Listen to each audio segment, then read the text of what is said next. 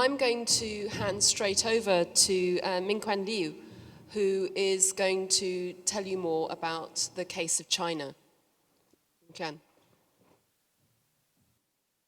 First of all, let me thank the organizer for inviting me to this wonderful event. I have learned a lot, and Hamburg is indeed a wonderful place. Now my topic is the pattern of growth and equity in China, and it's my attempt to understand what has happened in China for the last 30 years. Indeed, I would argue that in order to understand the last 30 years, it is important to understand the 30 years before this last 30 years, namely the pre-1978 period. Okay, let me begin with the pattern of growth. Well, as you see, Chinese economy has grown consistently above the world average. And indeed, on the average gap between the world growth rate and the Chinese growth rate is 7 percentage points. Over the period which we are considering, the world average growth rate is something close to 3%, whereas the Chinese growth rate has been close to 10%. However, this has been coupled with worsening income inequality. Here I say equity. I simplify the matter. Equity really addresses a lot more issues, but here I shall only address income inequality. As you will see,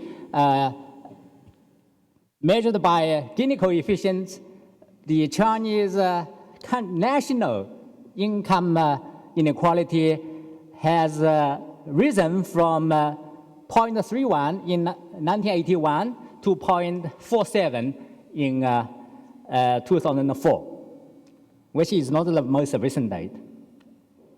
Now, how do we understand this pattern?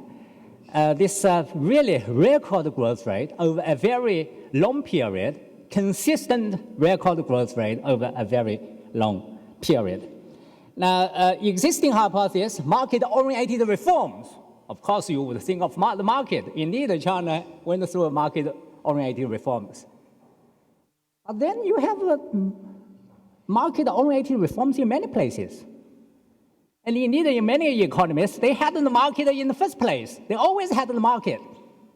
What is special about having the market in China, which is supposed to explain all this, this record growth?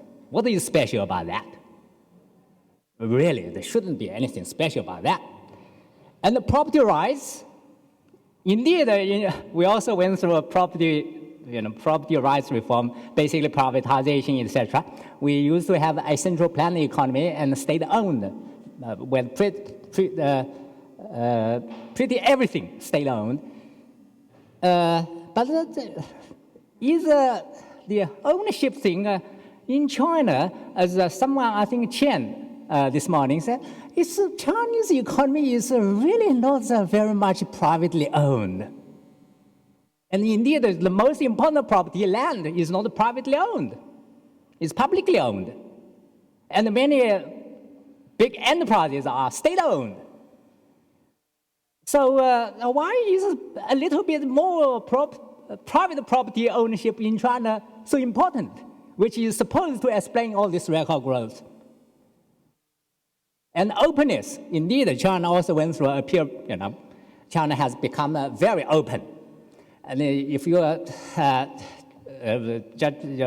the trade data, then the Chinese economy probably is one of the most open economies. But then many economies also had openness reform. What is supposed to do this? This fire alarm. Sorry about that. Many economies also went through openness, and from import substitution regime to export-led growth, but they didn't have this record growth. So how should we really understand the pattern of Chinese growth? In this case, I'm most referring to growth in particular. And the uniqueness of China's growth record requires us to look for nothing less than factors unique to China in explaining its record. Now, what is unique about China is history. Every country's history is unique, and especially the pre-1978. 1949 to 1978, roughly 30 years. So what is that? What is there in that history which is so important? Well, it is, I have said, rural development. You probably, many of you would recall in the 1970s, the Chinese model of rural development. After the Chinese rural reform, we have abandoned that. We have left that wayside. And rural reform and collective agriculture. Now, I'm not going into the details of it. If you are interested in this, the mechanism whereby what I said, that we achieved, the sort of achievements we had during that period were made possible. If you are interested in that, we can discuss that later. And I can go through the details here.